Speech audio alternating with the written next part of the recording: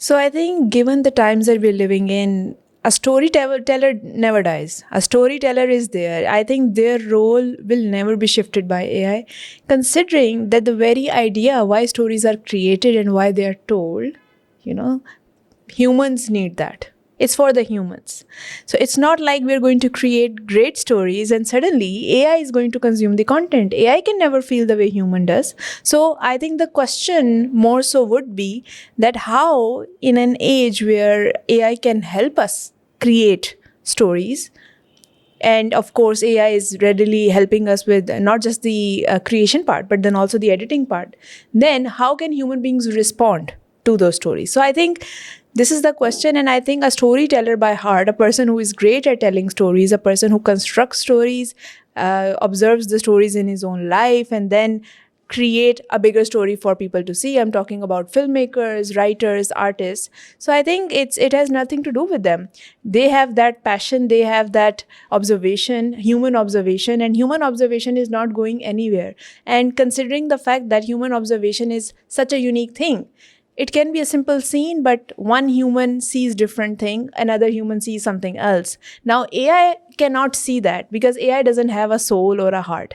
AI can only look into data archives and codes and can run on multiple algorithms to see what is available already by those human beings in those archives, and then can construct something entirely unique, which, if you actually think about it, it's not that unique. It's just like a cut, copy, paste of a lot of different things coming together in the form of a collage. So you can say that yes, what AI is doing, it's a collage of different thought processes, different human beings, and what they thought about certain things coming together.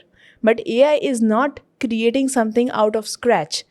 And since AI is unable to do that as of today, so we can say safely that human beings cannot be taken over by AI or robots or whatever. So, in your opinion, it's the emotion that AI can't really add. So, what do you think a storyteller really adds something that and the AI can never take over or compare to? So, because AI, as I said, it's so good at just writing, it's so good at creating perfection. I think it's missing on the errors. AI is very bad at keeping that human touch. AI is so bad at bringing that human element or that mistakes that makes us connect with something and say that, oh, this was made by a human being. And the more we're reaching towards perfection, whether it's a perfect script, whether it's a perfect email, a perfect contract, or in fact a perfect design, because I'm an artist and designer, so even a visual, when we seek the perfection, I think that the rawness, the strokes, the loose lines, they become more important. They become more important because they are a reminder that we are human beings and we crave that human touch in whatever that we see, in whatever that we feel. And of course the paintings, that's why they hold such importance, because even when the camera came with all the new technologies, new equipment that we're now using in the name of art, we have still decided that paintings need to coexist, and there is a reason. Because what paintings bring to the table, photography can never do. Yes, photography has brought new potential. Photography and filmmaking has brought new mediums to for us to express ourselves, but this doesn't mean that that very essence from where we actually started to express, the very idea how human beings started to express themselves, that hasn't changed. That is still there. In fact, that's only growing. So storyteller can have multiple mediums, but a storyteller, whoever that person is by heart, they remain the same. Do you think emotional nuance or lived experience is still central to storytelling, even when advanced AI? I think a great story starts with the emotion, or at least a great story is making sure that whoever is connecting with that story, because again a story can have multiple audiences, whether it's for a tech audience, whether it's a younger audience, but they all require an emotion for them to relate to it, right? So we can't separate an emotion from a story. I think they go hand in hand, whether that's the process of creation, whether that's the spectacle, whether it's the people who are viewing. I think there has to be an emotional range. There has to be this emotional connection. And sometimes it doesn't have to be one emotion. So this is one thing. It doesn't have to be, okay, so if I wanted an angry reaction out of something, then the audience is supposed to be angry while watching it. No. Sometimes you just let it flow. You gave your emotion, whatever you were feeling, and you were channeling it through your practice, through your outlet, through that form of art. But doesn't mean that your audience needs to be reacting on that work of art in the same way. They can have their own emotion. And for instance, just to give you an example, if you created something out of anger, it might be even therapeutic for yourself, because you were pouring in the anger, but it doesn't show on the canvas. Maybe it's so colorful. And in fact, the audience that sees, they don't pick on your anger. Right? So the process of human creativity has a lot of emotional ranges, and emotion mapping, that's why it's so important. How do we map our emotions? How conscious we are about our emotions while we are creating, constructing storylines, while we are talking about a character's journey throughout a film. And that's why the stories that have characters transform throughout the film, they hit very differently, because then suddenly we see their human side. For example, if there's a character that was quite violent, quite aggressive, and they are turning into a quite peaceful person, then you see their emotional or human element in that, and that's what connects to us. So I think you can never separate the stories with emotions. Since it's really therapeutic for us as storytellers to use AI, do you think using AI in our artworks and as a storytelling tool takes away from the therapeutic aspect for storytellers? Yes and no, because I think it cannot, because again, if we are using AI, why do we use AI? Who are the people who are using AI? Those are the people who might not possess the skill to draw, for example. Because someone who likes to draw, even when they're creating something with AI, they will have this urge to go and fix it. And I have experienced this myself. I will not even find that perfect. I will go and I will try to fix just to bring my own touch to it. Perhaps it's just to bring my own touch. Perhaps it's just to add that one thing so that I can say this is my work of art. I don't know. But you are never satisfied. And therefore, who are the people then who are using AI? They don't have the skill. So I think it can provide them therapy, because suddenly AI is giving them this extra outlet to express themselves. Before that, they didn't think it was possible to create their imagined realities as a physical reality. So I think in that way, I consider AI is such an empowering tool for people who might not have the limbs, might not have the hands to do the job, right? Okay, and another example is if someone is blind, they can't even see the world, right? They have thoughts, they have imagined things. How do they express themselves? This is AI is just bridging that. AI is bridging a lot of people who are, having these kind of reality, and there are so many people who do face that. So how do they connect with the world? How do they express? So I think for them, it's therapeutic. How can storytellers guide or shape the narratives that AI produces instead of just reacting to them? Dumara? How can storytellers guide or shape the narratives that AI produces instead of just reacting to them? I think storytellers can do their job. I mean, to be honest, storytellers have a very specific role in all of this, right?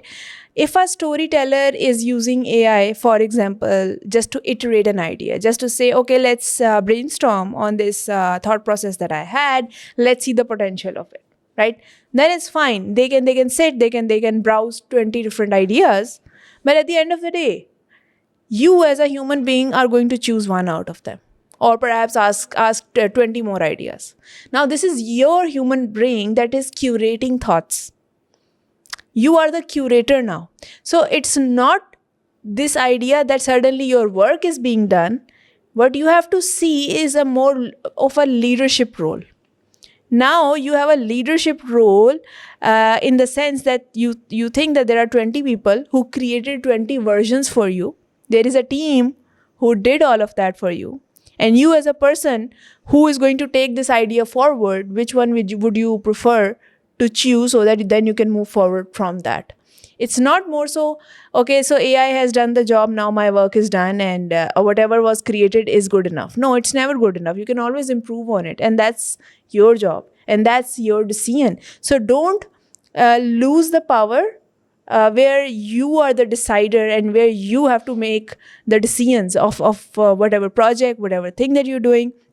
The decision still remains with you. AI is just cutting out all the trash work for you, and it's just helping you, fast forward on the brainstorming, mind mapping. Sometimes, a lot of different things coming together, because decision making is hard. So it's just cutting out all that thing so that you can focus more on your real project. But since AI is entirely artificial, do you think the audience struggles to connect with something that's entirely AI made instead of that's something that's entirely human made? Do you think it's possible to still connect to that piece of art when you know it's AI? I think it depends on how AI was used. See, if there is a work of art, if there is this video or film or whatever that was entirely done with AI, right, and it shows that it's done with AI, then even while you're watching it, if even if it's a good piece of work, somehow it would trigger you that, okay, this is AI. Like this would be the first thought that comes to you. So you can't connect further with it, because there was not a human being that made it. Even if it looks so nice, even if the visuals are appealing, even if you have all those elements, the cinematic going on, there is fashion, there is lighting, there is curation, somehow you are unable to connect. So I think it again depends on how how it was directed. The process matters. It's not just that the fact that, okay, you use 3 AI tools and you've created something. It depends on the fact that whether it was hybrid model, whether it was done half, actual production, and then half was taken to AI, whether it was done in a way that there was a green screen and then you shot something and then there were AI visuals layered, and then perhaps it was animated so gracefully that you can't actually tell where the AI started, where the human usage ended, and it's blending so naturally that you are not focused on the technique, you are focused on the story, you are focused on what emotion that story is bringing. And then I think that is a successful work of art, where you can't actually tell whether it was AI or not. It's more so about the story. And I think if you can pick on that, whatever you are viewing, and you can actually try and test it when you're viewing any kind of content online, and if you think that it's grabbing your emotion and it's not making you think whether it was done by AI or human, then I think that is a successful work of art, whether it was completely done by AI or whether it was completely done by human. I think this is the important bit. And therefore, again, we as storytellers come into play. So there was a lot of outrage, especially for Hayao Miyazaki. उसके जो काम को लोगों ने काफी compare किया था with AI. Do you think the same goes for animated films? I mean, it took so long to make a single animated film. Do you not think the time that it took has more value than something that can be created with AI, even if it's the same thing, even if it can be replicated that easily and maybe even better? So with current films, the way animation is being done, we have seen in Pakistan Glass Worker, it took them many years to come to that point where they decided to work on a hand made film, and then they did it. Usman's vision, I spoke to him about that. And then also keeping in mind that how Japanese animation has flourished, anime has flourished. We have seen certain styles in animation evolve, right? And if you go and study the history of animation, there was a time when even the way each frame was done, it was hand drafted. There was no tools for animation, and it was all done through very analog equipment, right? And then we have seen softwares coming in. They're taking the effort, they're taking all the effort, and they're asking us to put our effort in the stories, in constructing a story that matters, right? So if I keep this information in mind for a second, and then I talk about what's happening now, from that lens, if I see, then I think it's fine. It's fine. I'm fine with the fact that if AI can do all of that, right? Then the thing or the question or the bigger thing is, then how do we bring value through our process? So let's say if my animation is still, if I decide that no, that I still want to work on an animation where each frame is going to be hand drafted, handmade, I don't want any AI, I don't want any machine, then where does it stop? Are you saying that you're also not going to use softwares for the edit? Like where do you draw that line? And if you're saying that the process itself brought the value, right? Then are you saying that based on the story and whatever thing is happening in your film, that is not the greater purpose, but the process of making it was the greater purpose? I mean, that's the question mark. And again, another question that can arise from this is that during all this, the bigger challenge here, I think, of today's time is that how sustainable you are. Not only in the fact that which equipment or which tools you are using. Of course, you have to count the entire carbon footprint, not just the carbon footprint which was done through an AI software, but also count the carbon footprint in general while creating any work of art.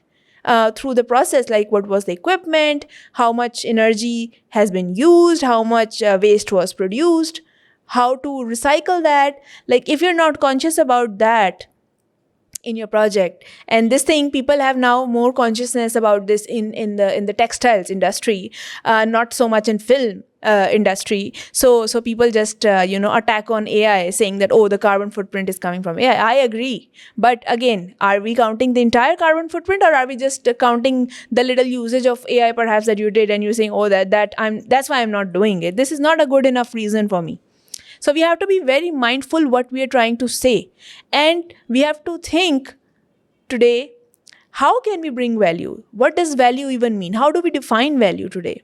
Because today's definition of value is quite different from the definition of value that we used to have in previous times. So I think the times have changed, and so has the definition itself. So we can't really say it. It depends on a lot of different things. How do you think we can create a balance between only using AI for technical aspects in film instead of relying on AI for everything and using it to brainstorm ideas as well? I think when we start relying on AI for that as well, we tend to start relying on AI for stories as well. So how do we create that balance? We don't have to rely on AI ever. Just like how we don't rely on our camera. We don't say that, okay, we have this camera, so let's shoot this kind of a film. We don't say that. We say, what was the vision? I don't think a filmmaker thinks about the equipment first. I don't know any such filmmaker who says that, okay, because I have this level of equipment. Yes, to a certain extent, it matters that you can do big productions with better equipment, and you can't do the same level of storytelling with very basic equipment. But again, having said that, sometimes you can create great work of art with limited resources that you have. And that's my point, that we should not think about what AI is capable of and whether we should be using AI for that or not, how much we can rely on. It's about your usage and how you show that usage. If it was intelligently done, you don't have to say that it's AI or not. It's just another tool, and you have used it successfully to create your idea into a vision that anyone enjoys. In today's time, the issue is not this, that am I using AI or am I not using AI, how much AI is being used. It's about whether you are successful to grab the attention of audience with what you have created. Because there's so much content online. So much is being produced, not just for Netflix, not just for Amazon Prime, but Instagram, TikTok, everyone has a channel. So you are competing with everyone. You are not just competing with Netflix anymore. People don't go and see Netflix films. People are going and they check on every small reel by their favorite influencer. This is the level of competition that we have. So in today's time, the value is of the attention, and attention is a currency. So wherever the attention is going to flow, money is going to flow. So we don't have to think about the AI. AI is not the scary bit here. The bigger issues, what is being told through stories, what is the content, what is the message, these are still the questions. So if you have very bad content and it was shot on a 4K best camera, so do you think it's a reasonable content? I think these are the bigger questions that we need to have. If someone is doing very educational thing through AI just because they have access to AI, and AI is making their life easier to create a platform, I think they're doing a better job. What about using AI in education? Do you think there should be like restrictions? Because when students start to rely on AI a lot, I think it reduces their critical thinking skills a lot. So to what extent do you think they should be using it? How should like schools maybe reinforce some rules or bring back ideas and ways to make them stop relying on AI for everything? Again, I've seen how current schools, colleges, they are creating policies around how much AI can be used. This should be done through AI, but this should not be done through AI. Again, maybe they can have a different strategy, but I mean, I think that universities, especially because that's where students are working on their research papers and dissertations and bigger projects, which are much more serious. I'm not saying that younger students don't do that, but my point is that you should allow them the usage of AI, but we're living in an era where the people who know the most are not going to win anymore. There was a time for that, and that we have passed that era. People who know the most doesn't matter, because education, knowledge is accessible, is everywhere, and it's abundant. You don't have to search that archive to find that theory anymore. You don't have to go to Europe to that specific library to learn about a subject anymore. Everything is available to everyone. So, knowing the most doesn't matter. Knowing what matters when it matters is the question. How You, would you still create a unique perspective if AI is just like spoon feeding you stuff? If you're just told, oh, this is a perspective, this is one perspective, I don't think you'll get the same time to construct an original perspective on, let's say, a novel or a film the same way. so AI, and this is one scary bit of AI, that it's creating a lot of information at such a quick pace that somehow the original information, the original thought process of people are getting diluted in the way, right? So we can't actually do the demarcation where the where there was an original information, and now where the information coming from AI is coming and mixing everything, right? Because I see a lot of mix online. Like, even if you search actual research papers, what shows up is people's public ChatGPT feeds. And I mean, someone needs to go and speak to these people that, hey, if someone is trusting you with their thoughts, come on, at least not put it out, right? But OpenAI keeps on changing their terms and conditions. So I mean, it's on their white paper, but they're already updating it each and every time. And that's a separate debate entirely. But my point is that for students, now the important skill is, in class they need to be taught adaptation. They need to be taught how to construct an argument in a small time frame. I think this is one skill that this generation needs. They are unable to do it. They have zero coping mechanisms. When they are given a stress, they fail, they struggle. So I think these are the core skills which weren't even taught to us in our generation, but somehow we learned ourselves. I think this was a learned behavior, considering the fact that time we were growing up, technology wasn't that accessible, and we had to learn it. So I think it was an evolutionary trait in us.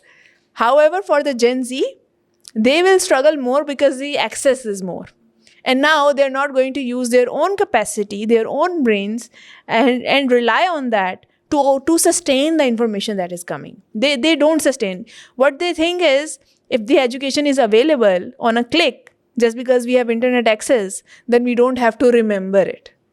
Now remembering itself is a skill, and so that's why they avoid it. What do you think the education system should be adapted? Because we already have all the information available. So how do you think the education system itself should be adapted and changed? I think education system needs to just accept the fact that we don't need to learn for the sake of learning anymore.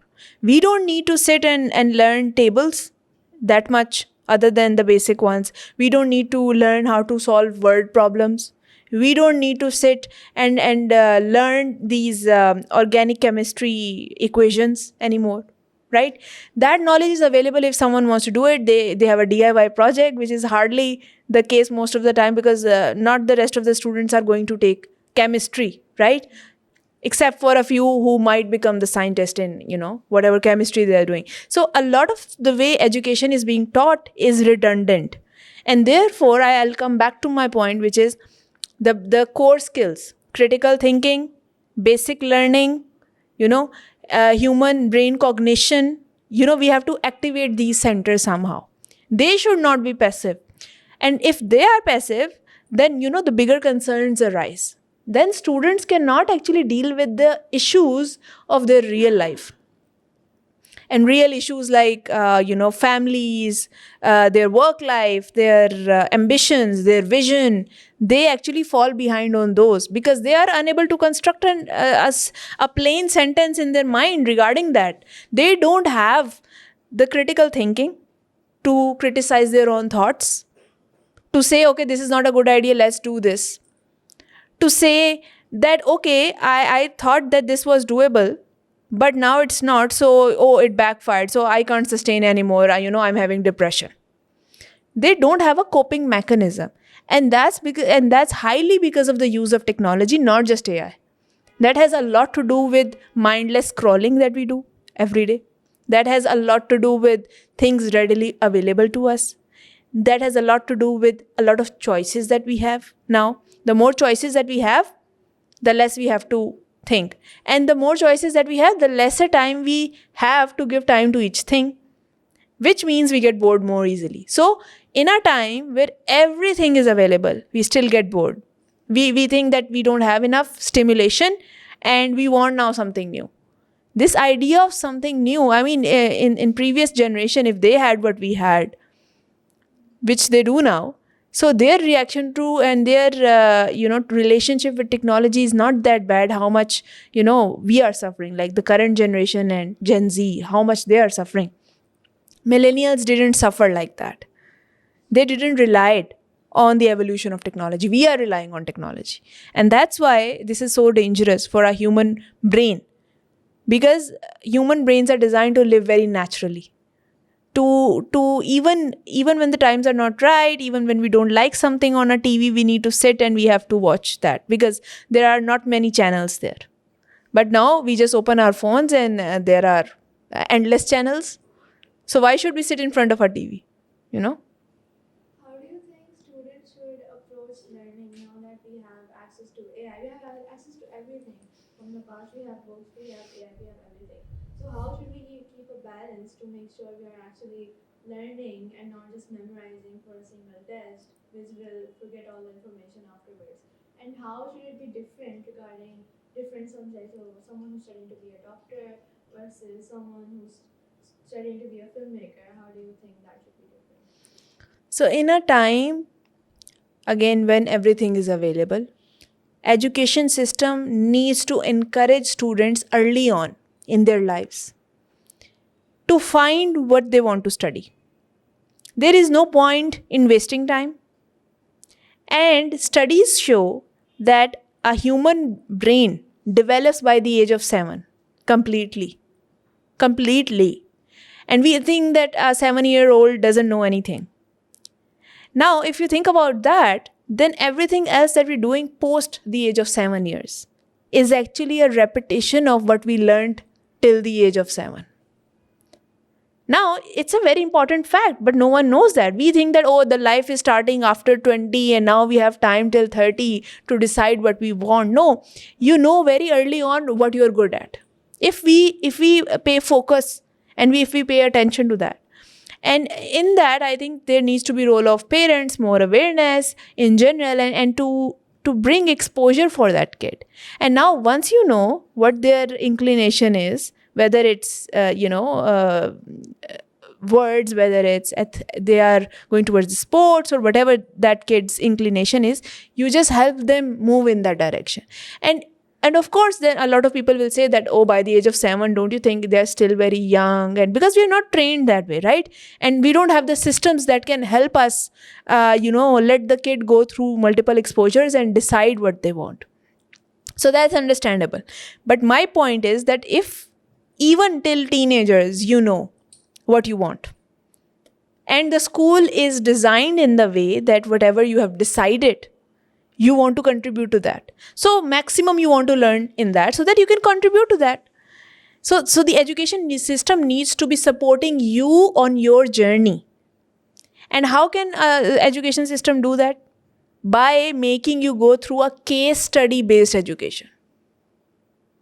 So in Pakistan, mostly, no one knows about case study until and unless you are going for medical studies, then only Aga Khan teaches that way of study, which is case study. So they teaches you through multiple cases for each student. They obviously they have different patients, their profiles, and then see, okay, what was their disease and, how did they overcome, and then they learn through that. Now, why case study is important and it's interesting, and why this is a better way of teaching than regular learning, and then you are trying to memorize stuff. Why case studies are better? I'll tell you. Because case studies are stories of real people. It's just like a film.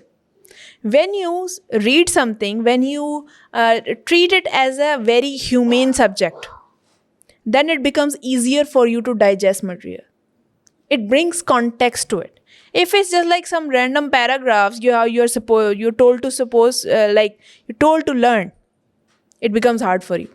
If you're told that this was a story, an actual person went through it, and this is how this person resolved that issue, now you have the entire journey.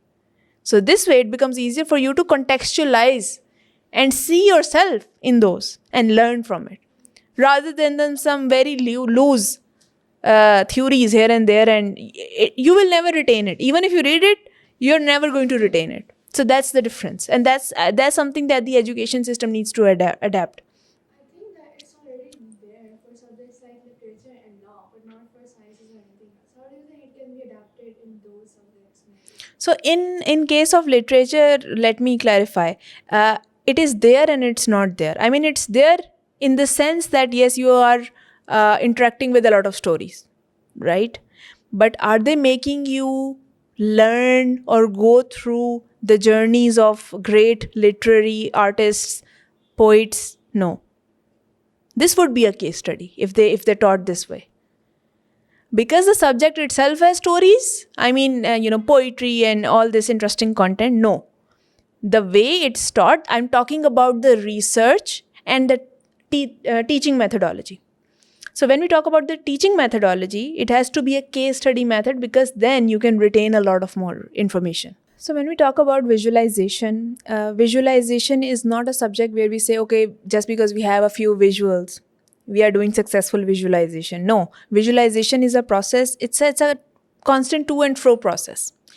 You decide that you want something, you sit with it, and perhaps you have to come back from it because it doesn't work. So think about visualization as a journey with your own self, where you are bringing clarity to your own thoughts. Our thoughts, it's like a jumbled up thing in our minds.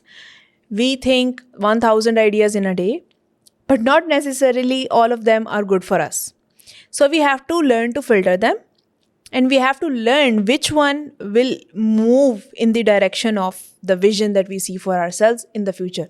That's where the visualization comes in. So when you know where you are heading, that's when you'll visualize firstly in your mind. You'll sit down, you'll close your eyes, and you'll think about a version of yourself in the future.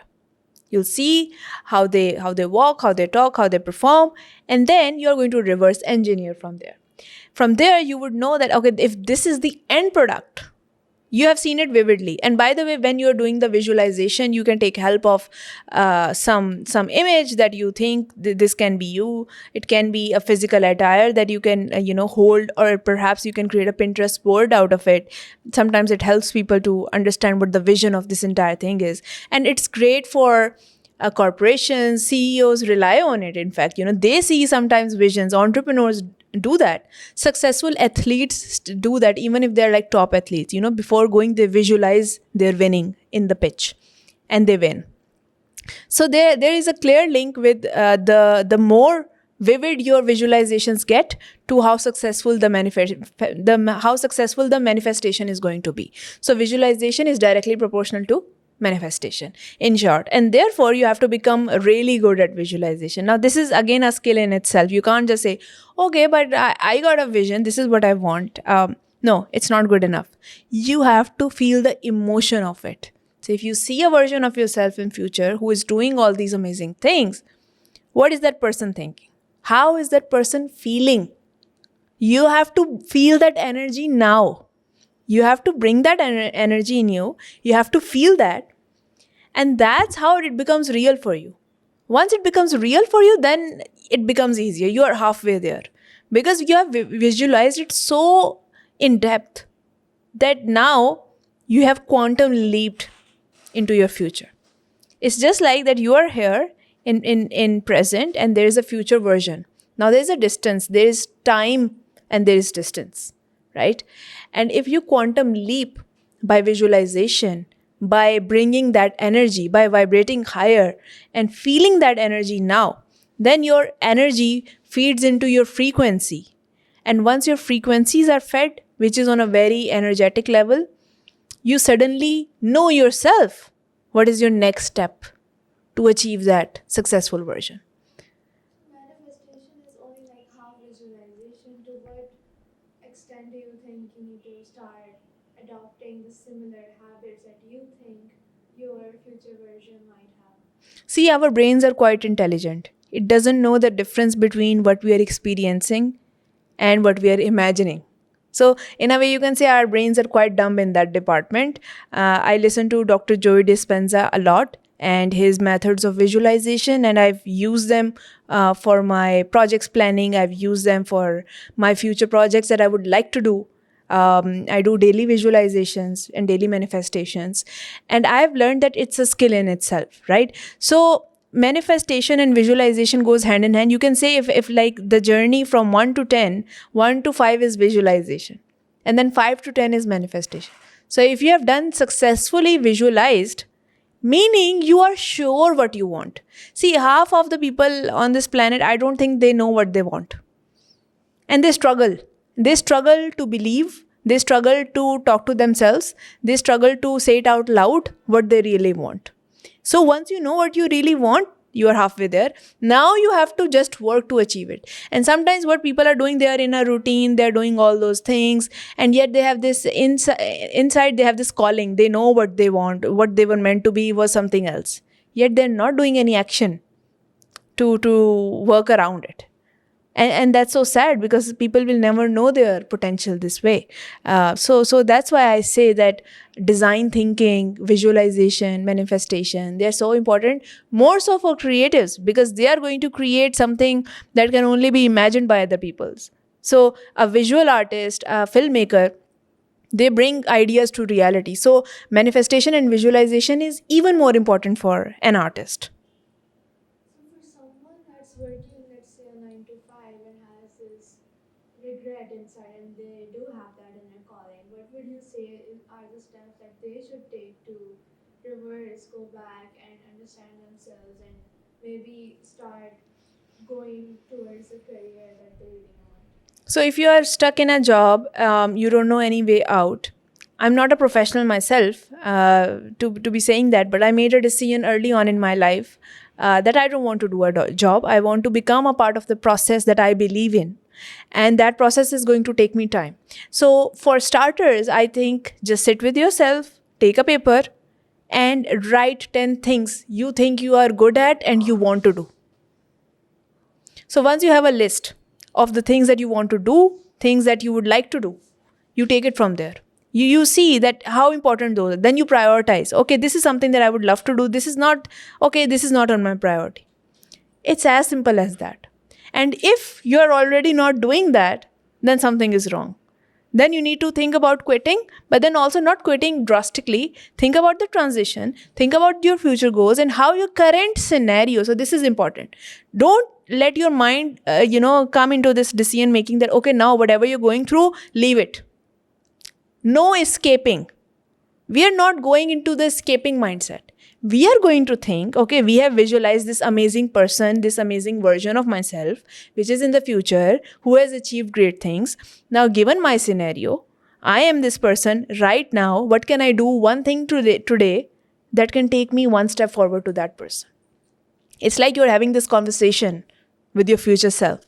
Okay, you are there. So what would you suggest me? And in this, obviously, you can take help from mentors, you can do a lot of research and all of that. But I think our brains are so intelligent, they know. They know what you have to do today. So you can take inspiration from other people, but your brains are the most intelligent and they can also be the most dumb because they don't know what is reality and what is imagined. So we have to make a use of it. So for any person who wants to do the manifestation, the first step is visualization. Forget about the manifestation. You have to really think about how to bring your ideas to reality. And for that, you have to sit with yourself. You need to have those awkward moments. You need to have those hard conversations with yourself. So sit with yourself, close your eyes, and think about a version that is very vivid. It should feel very real. It should not feel disconnected. It should not feel that this is something that you cannot achieve. It should feel like this is a version that definitely exists in the future. And for that to happen, you have to perhaps sit with a paper. You have to write on it what are the 10 things that you would want to do or you are doing and you love to do, but haven't been able to channel into something bigger. So these are the hard questions that you have to ask yourself first. And once you are comfortable with yourself, because most of the people will not have this audacity to sit with themselves. They can have this audacity to go to 9 to 5 and give all their life to someone else's vision. But they won't have the audacity to give themselves some time and space to actually do the hard work of getting to know yourself. We all say that this person didn't find the time to know me. We get offended. We get offended that why our friends don't want to know us.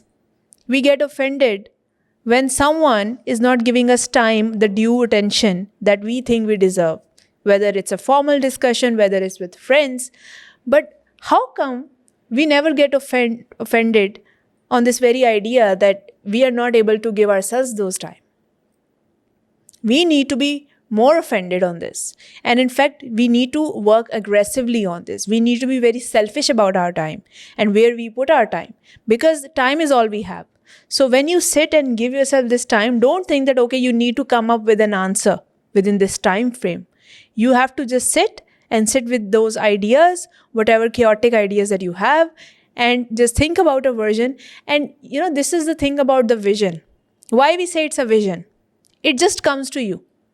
You don't have to construct something that is quite luxurious, that is quite glamorous. No, it just has to speak to you. You have to close your eyes, and 99% of the time, the version that you would want yourself to be, it's already there in your mind. You don't have to create that version. However, I can debate that you can actually 10x or 100x on that vision, very vision that you saw, and make it brighter, bigger. Because perhaps that vision that you're seeing, it's a blurred out vision. It is there, you can almost see it, but it's not that great. So how do you make it great? You have to work on it, you have to scale it up. You have to think, okay, if I'm thinking about writing one book, perhaps I should think about writing 5 books in the next 3 years. This is where the ambition comes in. But if you don't even know that you have to become a writer, how does one even channel your thoughts? How does one channel even their skills? So the first step is you get to know yourself. You see that blurred image, you try to clear all the fog, and then you scale it up. Once you have that scaled vision in you and you visualize it, now you have to create a visualization board of it. Now, what is a visualization board? Visualization board is a collage of different images that you find on internet, perhaps you can find on magazines, and then you put those things together, and now it becomes more real. Whenever you forget what your vision was, you can always come back to it. It becomes a reminder that this is who you are. It's just a proof for yourself. No one needs to make any sense of that. Only you need to make sense of that. And that's the beauty of visualization. Now, once you have there and you constantly see this image, you can do this while you are sleeping every night, before sleeping. That is a mode when you are half asleep, you are half subconscious, your mind is trying to relax. You can see that beautiful picture that you painted for your own self. It's in your mind. No one has to see it. And it's a goal. You don't have to share with anyone. It's just yours to see. And it's yours to believe. So if you don't believe it and if you get rid of it, then it's your loss entirely. It's no one else's fault, basically. So these are the 3 steps that one has to do, and never put this on anyone. It's your own fault if you're not following it through, and if you think that this is not good enough. Because obviously the struggles are going to come in. And one tip that I would give for anyone who is trying to visualize, don't just visualize the pretty parts of it. Visualize all the struggles that you're going to go through it, because that actually preps your mind. So let's say if you're seeing only the beautiful picture, this person that exists who is not facing any issues, and once that some little thing comes in your life that is becoming a struggle for you, then you are like, okay, this manifestation is not working out for me. This visualization is definitely not working out for me, because you only prepped your mind into thinking that this beautiful version exists on the other end, and I'm going to quantum leap into that based on this fact that, it's just going to be easy. No. Think about all the struggles that your future self that you imagined is going to face. Now you have to visualize them as well. And then visualize, and this is how you get better at visualizing. You have to then visualize your future self going through those issues successfully. Think about 10 possible struggles that can come to you if you want to, for example, become a great writer who has to publish 5 books in next 3 years. Then what are the issues? Write those 10 issues, because there are going to be issues. We live on planet Earth. Every human being goes through issues. So you have to write those issues. Now you have to create 10 different versions of you, of that self, that are going through those issues. Now, once your brain is prepped and, its defenses are not up, it has let its defenses down, because the mind doesn't know if it's reality or if it's imagined. So the mind is already prepared. Now mind knows that these are the struggles that are going to come in. So don't feel that, something is happening to you particularly. Now your brain is prepped, and then it becomes easy. Then once that process starts, you won't even have to, look back. It will happen automatically. Things will start to fall into place automatically. So these are the points that people miss about manifestation, about visualization, that we think that if we have visualized something, it has to become real. No, it's a process. And sometimes your visualization and manifestation changes every day. So learn to journal your thoughts, learn to bring some kind of diagram or visual to your thoughts. This brings clarity and reduces the fog. And this is the process of visualization. So before we move on, what do you think a successful person should do, or someone aiming to be successful? Should they focus on one goal, or should they have multiple goals to maybe minimize the risk that just focusing on one goal might have? I think there will be, and it's a popular opinion that people will say that focus on one thing. I've heard this a lot. I've heard this many times now. And to be honest, I've never found a logic of it. I'll give you a reason why. Because great entrepreneurs, they always have something on the side. Now, I'm not saying it's directly a second business. It can be a second hobby that is feeding into their main work, right? Maybe the world sees it as a second work, but that person who is successful see that as a hobby. Now, it's a change of perspective. What I would debate is, don't think about goals. Think about loose ideas that you want to achieve. And whether it's a day, whether those goals are something that you want to achieve in a day, or whether those are the goals that you would want to achieve in a year, The rule applies, similarly.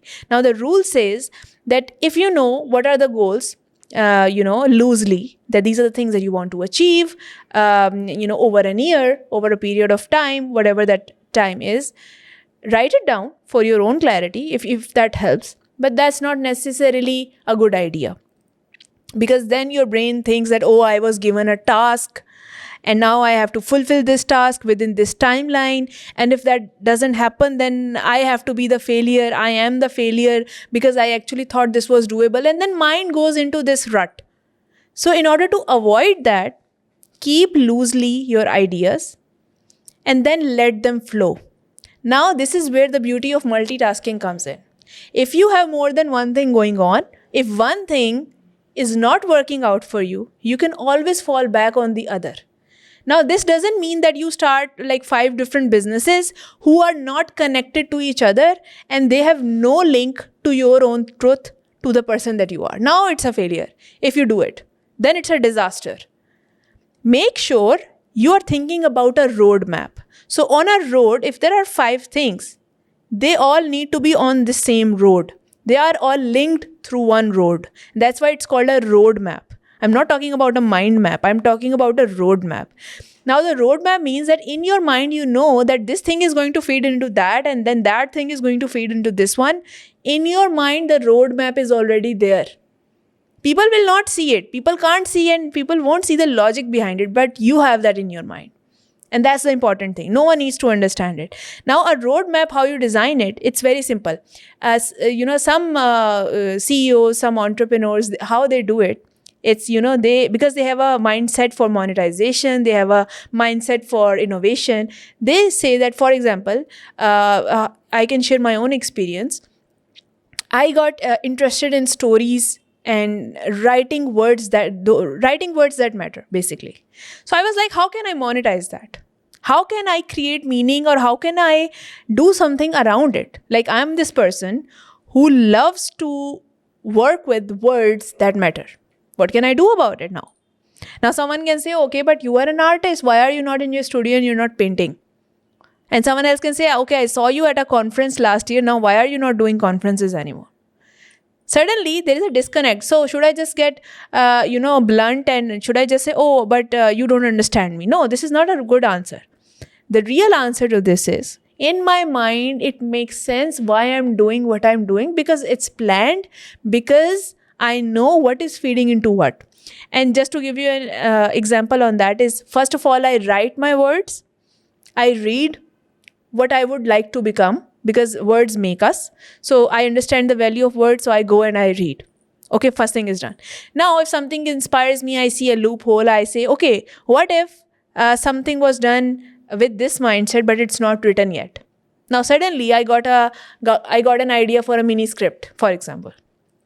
Now I think about, because I have skill in video, I have skill in art, I have a skill in, some fashion stuff. I say, okay, how can I then use this material into a bigger project? Now, this is a pipeline. Now, this is a pipeline that I have figured out for myself. How one thing leads into other, and then, further. And then you can use and repurpose the same content. So for me, it works. So if I have some same material, in those time periods, because I know I love creating a small mini collection of fashion, and then I do prints and artworks around it. So suddenly everything is easy. Now for my own artworks, for my next exhibition, I don't have to come up with a new idea. Why? Because I knew what matters to me today. Because I know what matters to me today, what are the ideas that I'm researching these days. Based on those ideas, based on my own research that I'm doing these days, I will use the same statement or content, and I will, repurpose them into different pipelines. Now, one pipeline is my designs. The other pipeline is my art. So me as a human being, I didn't change. I didn't say, okay, I'm going to create a third business. In my mind, it all makes sense. It's part of the same roadmap, but they're just like different pipelines. I'm repurposing my content from here to here, from here to here. So I know that within this year, it's going to be easy, because this version of me that is today is interested in these ideas.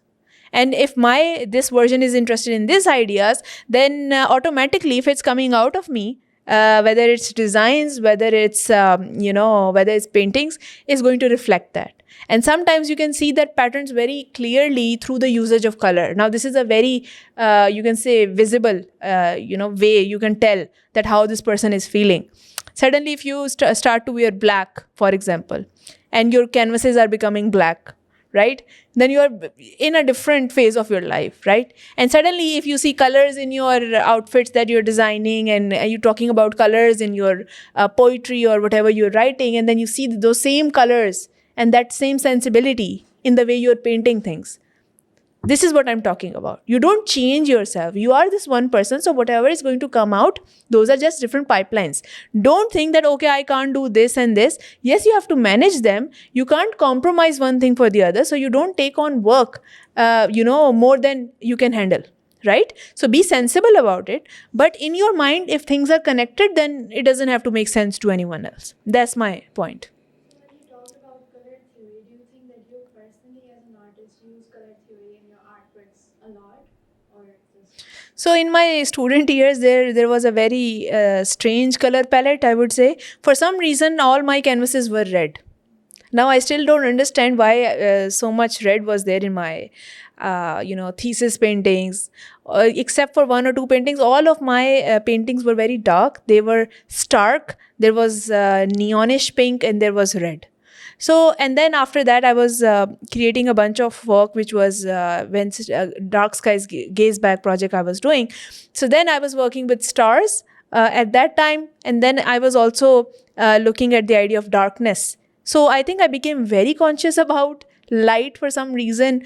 And I was just like, let's just go black. And I remember, wearing a lot of black outfits, even on my openings and stuff. Like, I was literally wearing black, and all my canvases were black. So I think we all have our phases in that sense. And then now, if I think about it, then I think I've been exploring more colors other than red, other than black. And I've been looking into teals and a lot of sea greens in my work, in the patterns that I designed. So I think it's a phase, but you can say that as an artist, darker colors have always spoken to me more, like rich purples, burgundies, reds, maroons, blacks, metallics. Is my ultimate go-to palette. However, I've been like experimenting and seeing what works for me. I think your art is really connected to nature as well. At first, it used to be a lot about space, but now you recently made this AI film Case Decor, which is completely underwater. So, can you talk more about that? So in my mind, this is also very close to nature. It's just that AI was used. Yes, I was exploring the usage of AI and seeing whether AI can actually help me visualize things that I perhaps don't have the resources to do in the time that I have. Right. So this was the reason why I opted to work with AI. As someone as someone who enjoys visuals, I love to be part of the process as much as possible. And if AI can help me, explore a different domain of my imagined characters or imagined visuals, then why not? I was like, yeah, I would really want to try it. But I think that my work has always been inspired by nature, whether directly or indirectly. So even Dark Skies Gaze Back project was concerned, or you can say connected to nature in a very different way, which was environmental, which was for the audience, which was for the public. I was thinking largely. I was zooming out my lens and I was like looking at the environment, how that is being affected, how we are becoming visible, like the bigger ideas, light pollution, usage of light. Of course, COVID was there, so we were all indoors and we were not having enough sunshine. So, those were the ideas, those were the concerns. Mental health was the concern, depression, metabolism, all these things, which are universal issues. Not something that I, as an individual, was facing. I was thinking about the bigger, thing which was happening at that time. Obviously, at that time, I didn't think about myself. I think it was quite natural for me to transition into that state because, it was quite a dark period. We were listening about a lot of deaths and all, and suddenly my palette was black. So I didn't plan that. I think it's artists are very sensitive. So I was very sensitive to colors. I didn't want to use many colors. So everything was metallic, everything was black in that project. In fact, I became super conscious to the use of color and how color was being picked on and shown in my digital prints as well. So I think that AI and all these recent explorations, they are just experimental. I might pursue it, I might not pursue it. I like the fact that it brings possibilities. AI brings possibilities, but I don't like the fact when it's becoming too AI visuals, which I hate. So I'm trying to find that balance, which tool can give me, and how can I take my tangible or my drawings, my sketches, and link them with some kind of movement and magic that AI brings. But I still need to find that balance. I'm not happy with what I've created so far in terms of AI experimentation. Your art often represents culture and women empowerment a lot. But why do you choose to represent it all through certain things? Like why space? Why underwater things? Why that? So how women are shown and how were they shown in history? Women were always shown as visuals to be appreciated. Women were always shown as beauty because beauty sells, one. Beauty is itself thought of as an achievement. If a woman is beautiful, then she's thought that she has achieved everything. She doesn't need to achieve more, and that's a strange idea. And that's the same mentality which feeds into why Barbie is being sold as a concept, right? And if I trace it back, my idea why I put women in uncomfortable situations in my visuals is so that, one, I can tell myself that yes, this is doable, right? Proving to my own self, because somehow the versions that you see in the paintings are somehow my own reflection. In a way, it's a self-portrait. Even if it's not directly my picture, it is a self-portrait. I think every painting is a self-portrait. This is my personal opinion on any artist's work. Whether it has a face or not, it is a self-portrait. Okay. So second thing is, why you see a lot of space, why you see a lot of caves and these kind of dark environments. Because women are not appreciated to go and explore those places. Right? If we talk about caves, if we talk about underwater, I don't think there are many scuba divers. There are not many astrobiologists. There are not many women who can go to the depths of the marine. There are women who are opting these careers, but still the awareness is less. Not many art forms are talking about it. And this is something on earth, right? This exploration. So the idea is not to just motivate women to go to the depths of ocean. That's not the idea. It's metaphoric. It's symbolic. It's to say that women can actually be in those areas of life which are uncomfortable and they can deal with it. It's just to create that metaphoric or symbolic reference. And that's why, because I worked with NASA, SpaceX, NASA Gene Lab and their scientists, personally have contacted a lot of people for interviews, especially Dr. Tara Rutley, who is now chief scientist of Blue Origin. And she was a NASA scientist as well. And I remember having some conversations with her. And she said that, she has struggled all her life to prove herself that she was worthy to be in even NASA. And now she's, working with, Blue Origin, which is a very good new company, new initiative for space. But even in NASA, she had a journey. She had to prove herself. And then she took on some initiatives related to marine biology and just to say that, okay, I really want to do it and I can do it. So, I mean, it's not about a South Asian woman anymore. It's about women in general, and they have to prove themselves that they can actually go and do it. And then we talk about the space flight, the space exploration. There are not many women astronauts. And there are white men who are astronauts and not many women, not even white women as astronauts. So the idea was to do the very extreme, to bring South Asian women.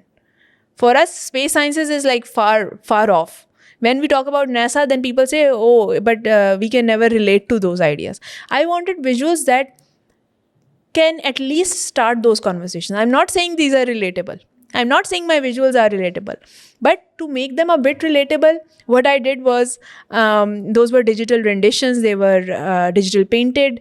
I used references from truck art. I used different cultures and their meanings. Like, I created an entire series called Shared Space Culture. And the idea was, there is this shared space, which is the like literal meaning of shared space.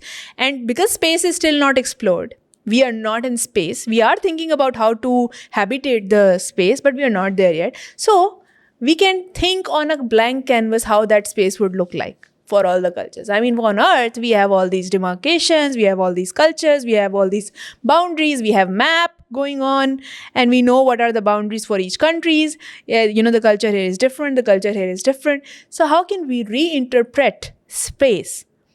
And also then, because I'm a South Asian myself, I use that identity and I use that skin tone to represent my own culture, which is through the metaphors of truck art, through the metaphor of Thar and Thar women who are hard workers. So I took them to space with those visuals just to give them that due importance, like just to highlight them, but then also recontextualize them. So the idea was that whoever is seeing these visuals, they get a hint, this almost like a deja vu, like, okay, I've seen this visual somewhere, but something doesn't seem right. It's unsettling. Oh yes, the stars, I mean, that's not possible, right? So I want the viewer to be in that state of, okay, what's happening in this visual? Like, we see the culture going on, but then we don't understand why they are recontextualized. But this is the entire idea. You have to have that starting conversation. Now, my art is supposed to create that starting conversation, this almost like a third space where people can come and talk about this issue and say, oh yes, this is definitely something that we can talk about. If we can see it, then we can do it. So I think it's the same. I'm visualizing for the entire South Asian women in general. I want them to see this vision so that one day some girl can be inspired and she says that, yes, why can this business not start in space? I want to create visuals that are a visualization for everyone. And if not everyone, for a selected few, because in South Asian culture, we don't get to see such futuristic visuals. We only see very traditional stuff. And we say, oh, this is relatable because it looks like buildings are torn down, and it looks like Sadar, and it looks like, Empress Market. So this is relatable for us because this is sea view. Now, this is something relatable.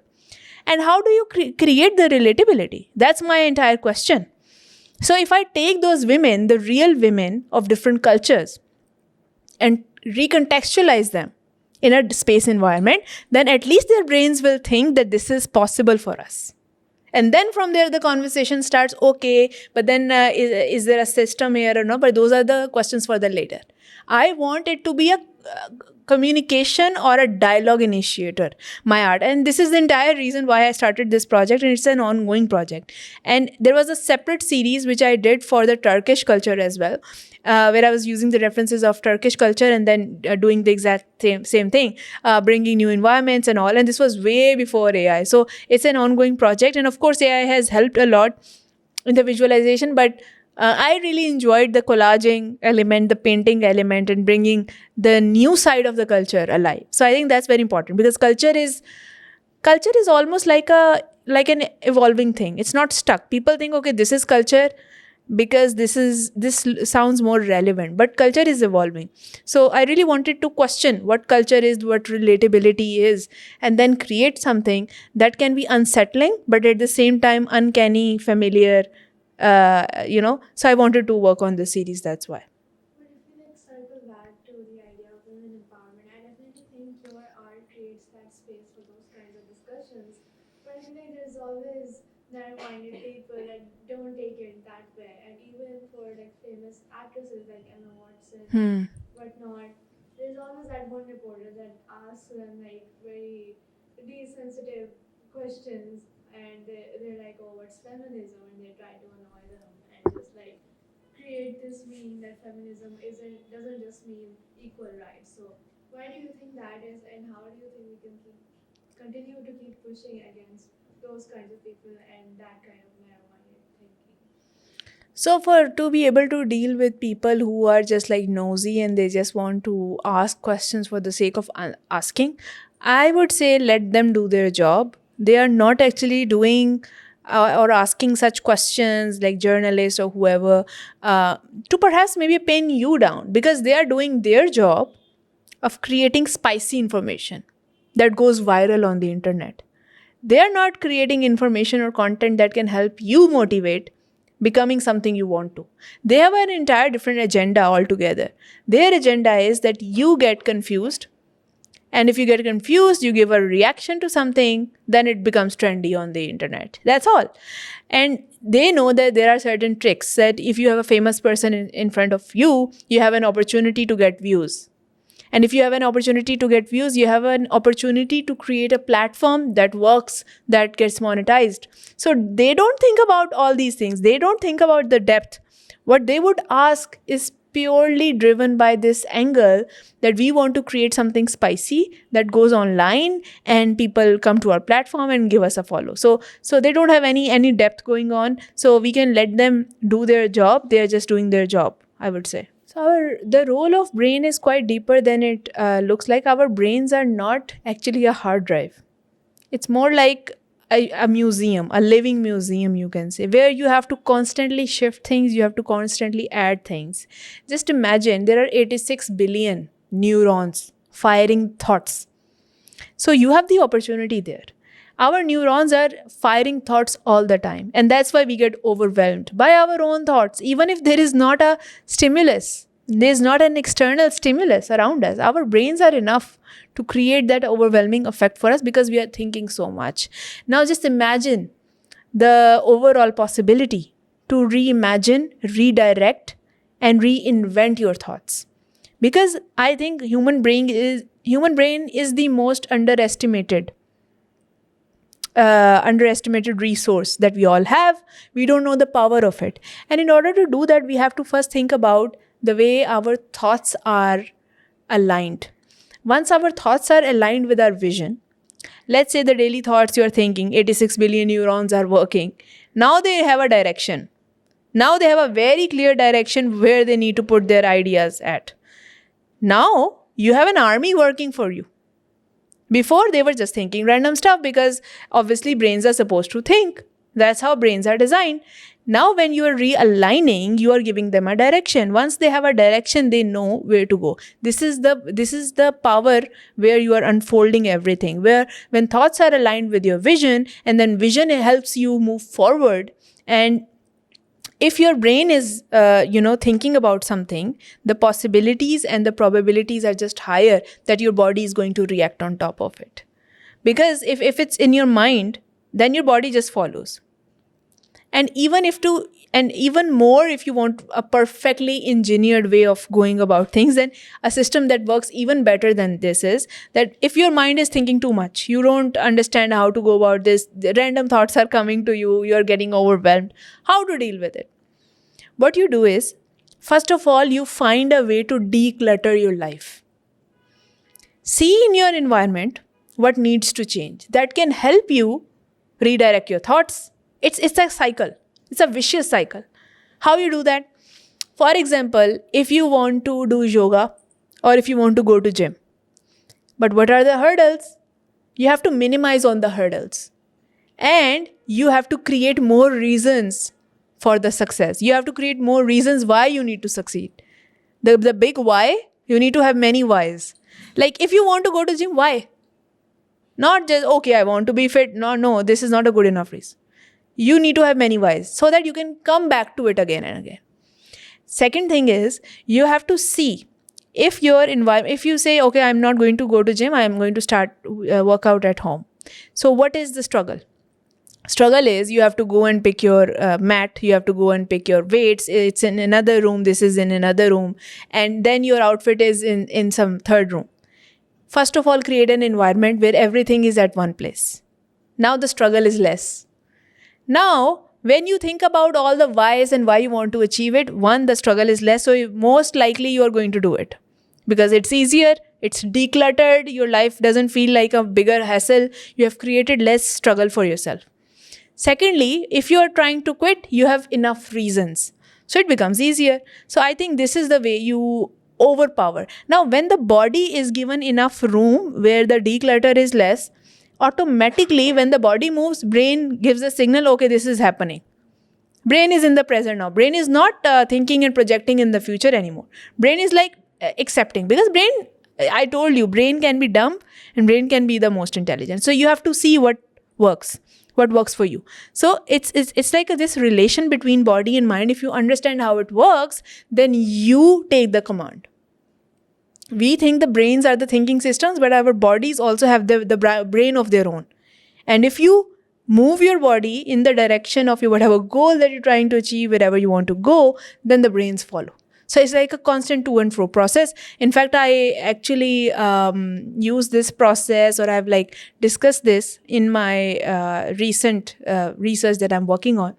And it talks about how different ideas, now this is not an easy idea, because there are many things, many researches, many inventions in biology that I got inspired by, like, cellular biology, and then the way immunity works. Very deep topics. And then I thought, how can I create something in my language, in my medium, which is art, which is, paintings or videos, to talk about those in a very layered manner or maybe direct manner. But then, it's not that easy, because, hardcore facts, you have to create fiction out of facts. It's not easy. How do you balance? Where does it end? How do you call it a documentary? Do you call it a film? All these questions you get in your mind as a technical process of the work. So I've researched a lot. And in those researches, actually, I've understood a lot about the brain, how it functions, how our the certain centers, they open up and they move in that direction because we have allowed our environment to help us. Most of the times when people are unable to achieve their goals, it's because their environment is decluttered. It's cluttered and we have to declutter it.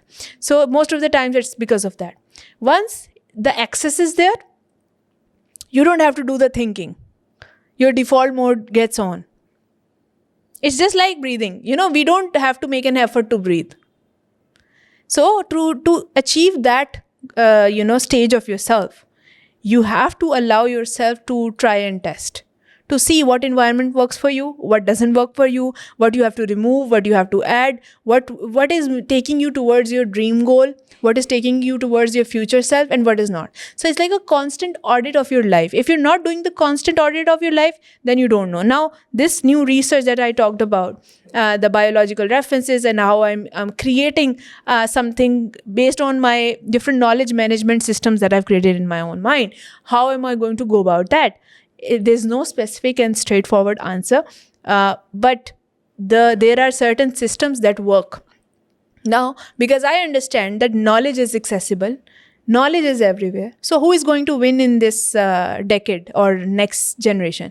It's not the people who know the most. It's the people who have designed the systems that govern that knowledge. So I'm making those systems for the things that matter to me. Now, how does one create a system? A knowledge management system can be designed keeping some principles in mind, very basic principles, and then it depends on how you want to address it. One way to do it, it's the roadmap, how you think about one thing leading to other, and then you reverse engineer on it. Other people do some mind maps and they're like, okay, we get this visual, what we're trying to achieve. Now let's focus and filter more and see what works.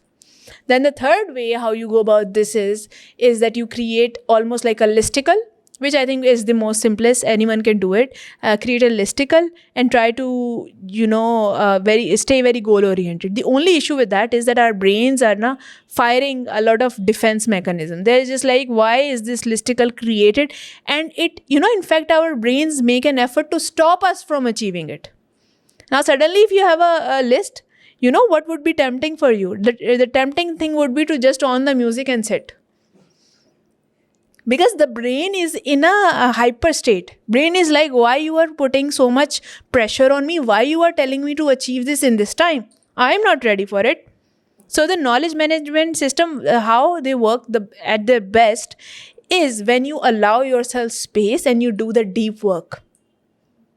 Deep work is when you give yourself 20 minutes time or 30 minutes time, and then you don't let your brain overpower you. You say that there is a code that is fit in me, that is going to work, and then you just work. You think like you were a robot who was given one task and who's just going to work. You're not going to think. You're not someone who's allowed to think. Because once you start thinking, then thinking doesn't stop.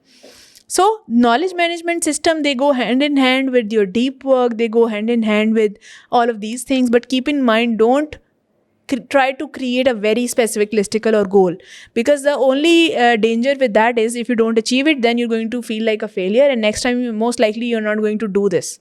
You're going to waste your time. So in a day, try to do 2 to 3 hours of deep work. So a few sessions of deep work within those 2 to 3 hours. This will allow you to, one, use your time efficiently. Secondly, even if some things are left, you can take it to the other day.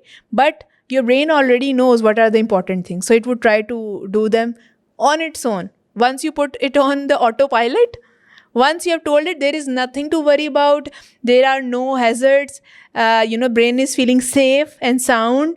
Brain is told to do as it wants to do, but we are doing the deep work. That's when your nerves calm down, and you can actually work for longer hours. And now, because you are building back your attention span, which is being lost because of our useless scrolling, because of our useless content consumption, now you're trying to build it back. This method actually helps you to build back your lost attention span, because you are allowing yourself to do the deep work without giving a goal orientation. If you put a goal, then it's again the adrenaline rush. Why this is not happening? Dopamine hits. Don't do that. Keep yourself focused for certain sessions and then see the result. You don't even have to put it on the brain, I need to achieve it. No. You are just telling the brain, let's enjoy this. Let's enjoy this task. Let's appreciate and be grateful that you are alive. You are feeling safe, and just be grateful. And then with that mentality, when you're giving time and interest to that task, then it automatically things will happen. You don't have to think. Things will happen for you. Okay, so when we talk about the way space operates and what are the projects that can govern the space, because space is a very scientific field. Most of the people think that there isn't much that can be done when it comes to cross sections of space, art, and technology. But one of my projects actually taught me that this is in fact doable, and there's a lot of potential in pursuing something that is relevant to a scientific community, and it's also relevant to a very creative community, and also relevant to social impact community. People who think that it brings some message, it brings some social impact, or it can address the bigger issues of the world at large. So you can do all of these things, or at least try to cater to all these different fields.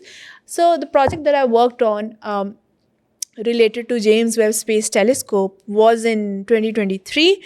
I was researching the entire journey of the telescope, how the telescope was made, because before that there was Hubble telescope, and Hubble telescope could actually record certain things but could not record certain things because of the resolution limitations that were on it. And therefore, when James Webb Space Telescope came, it was a big thing for the space community. So they celebrated that now they can see what's happening in the space far off. More light years can be covered with obviously better ranges in microscope. So it was a huge invention. And I remember I was researching on it, and I got this idea. I was like, everyone is celebrating the telescope. Everyone is celebrating the kind of images the telescope can make. But what about the journey of the people who were actually have been working on the telescope itself, and the way the journey has moved on from the prototype to the final thing when it was launched in the space. So it was floating in around the Earth, but how was it made? How did that happen? So I started researching on its overall journey, and I got inspired. I was, seeing the facts. So I created a very surreal looking artwork, almost symbolic of the prototype. There was a robot. At that time, there weren't robots, but I added a robot because I foresee where it's moving next from here, but then also talking about where it came, where the idea was originated. So I was in a way giving tribute to the community of James Webb Space Telescope and people who obviously made it happen. So I think it was a huge thing. I created that work of art in collaboration with Dr. Tara Rutley, and she gave her voice to that artwork. And we later on, in collaboration with Project Malith and NASA Gene Lab, Dr. Joseph Bogue, we actually sent that to space, and that was a huge milestone because Project Malith 2 was heading to space. So the artwork went to space. Now, what is the need of sending an artwork to space? Someone can actually ask this. And I've been asked this a lot. So one thing that we need to understand is when we send stuff to space, this in itself is a huge achievement because we don't just send anything to space. It's very calculated. Now, whether it's some experiments from NASA, whether it's music, whether it's some digital file, we're not sending off stuff that is useless. So they do keep this almost like a quota for each department. Like we have to send something creative, we have to send something to related to healthcare and advance that, we have to send something for chemical engineering, we have to send something for by young students who are working at NASA, who are developing something new. So we have to keep like a balance. And they sent projects which have a potential, and they saw that I've been working on a very research oriented project, which is like space art series. And when they got to know more, Dr. Joseph Bogue and all these people who were in charge of designing this CubeSat in collaboration with Ice Cubes and sending it off. So they discussed with me and they asked my vision. So I explained them how the same series where I'm giving tribute to like women and women empowerment, I'm talking about multiple women representation through their skin tones and colors. And at the same time, I'm also thinking about the inventions itself. I'm thinking about the way the invention was made. And therefore, for the first time, I'm doing something for the community. Like in a way, the artwork was supposed to give tribute to the in the industry which has helped in doing all of that. So they loved this vision and they were like, we're going to send this. And it's because they found this balance of science, the inspiration for people at space. Because at the same time, when we think about space exploration, we think about one day when mankind will feel much comfortable to go to space. We would not just want to see very regular, very monotonous astronaut suits in white. I mean, that was something that we saw in Interstellar, but we're way past it. We would like to see some colors, some cultures represented. If we plan on habiting the place, we want to not just explore the space, but we think about space as a second home. Then we have to think about cultures, we have to think about choices, then we have to think about how to create variations and how to create interest in space. And when I thought about all these things, then yes, I went into spacesuit design, I went into studying deeply the inventions of the space, and to bridge them, I created certain artworks, which has now turned into a full-fledged project that I've launched by the name of Shared Space Culture, where I invite an audience, and I'm building a community that can talk about these bigger ideas. Because I think this is not just me. I think if more people are motivated, there are people who would love to be part of this discussion where scientists can talk with artists can have a discussion with engineers, and they can all come and collaborate and inspire each other. So the idea was to build this community, and through this community, I want to engage with projects that are, which have this foresight to work on projects that are for the betterment of space, and that can bring opportunities to people, especially women of South Asia, to do something in space studies and later on go for missions in space exploration. So why not? I think this is definitely doable. It's all about a vision. When you see a vision, I have seen this vision. If you see a vision, then it can happen.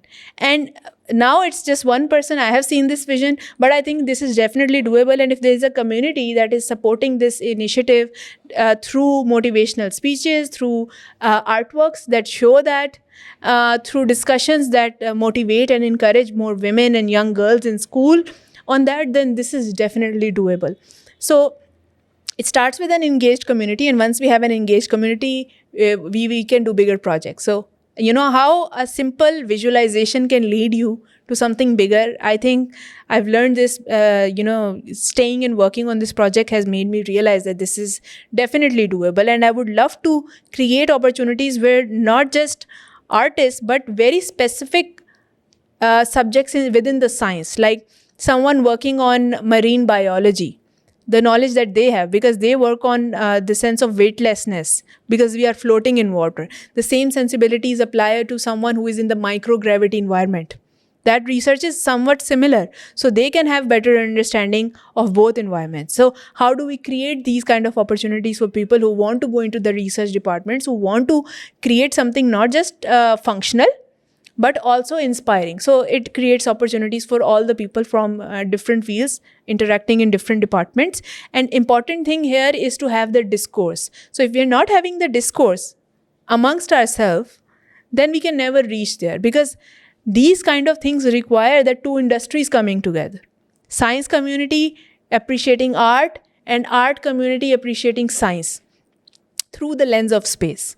And then we can create more technical grounds where the real ISS, which we already did through my last project, we were in contact with the International Space Station, which was also connected with the metaverse. So we could link our research and we could upload it directly to International Space Station, and we could speak to the scientists and astronauts who are at the International Space Station, and they can actually join in our sessions on metaverse and give lectures to someone, let's say in Saudi Arabia, or places where science initiatives are not taking the first seat. So we are making those bridges and trying to connect the audience that can appreciate in much depth, basically. Do you think it's possible to introduce this kind of thing in public schools as well, like interdisciplinary education?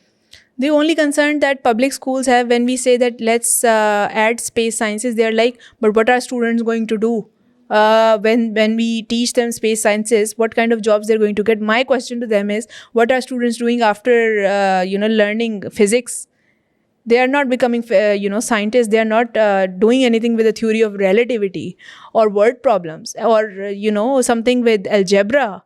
Algebra is useless in my sense, although it has uses, but for most of the students. And then chemistry, so they can be taught space sciences. Why not? Space is so inspiring, it's a better subject. So space law, spacesuit design, space medicine, everything, all the different fields that we have on Earth, they are going to be applicable for space. So imagine how many subjects there are: space architecture, space law, space medicine, space nutrition. Everything is different. So something to look forward to, definitely doable. I think we should be doing this.